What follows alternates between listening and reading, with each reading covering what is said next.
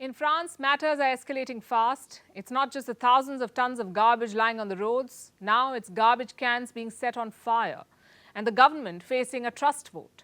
President Emmanuel Macron pushed his pension reform last week without a vote. Now protests against it are becoming aggressive.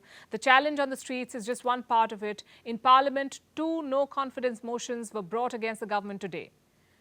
Now Macron holds a slim majority, but he refuses to take back the reform. Our next report brings you the latest from France.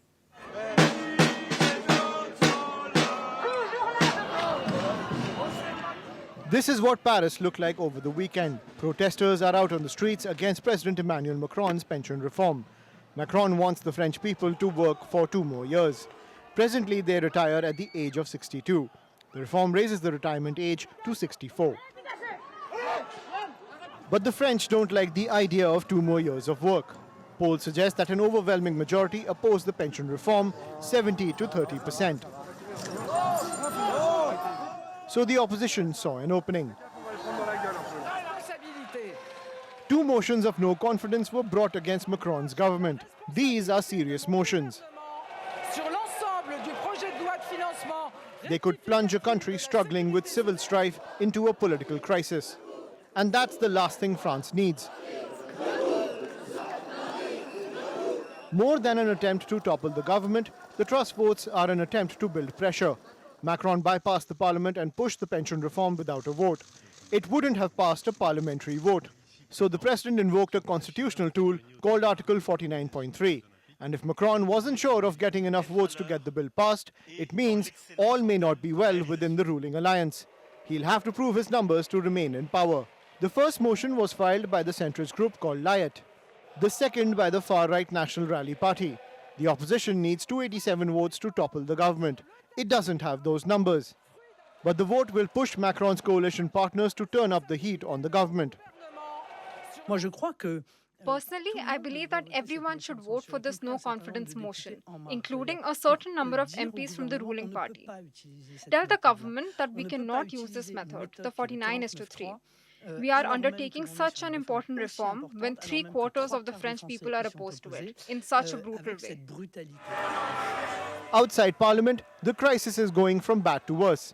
France has seen near historic protests against Macron's pension reform, and they're expected to intensify.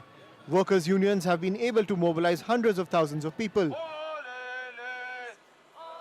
Strikes have become the norm.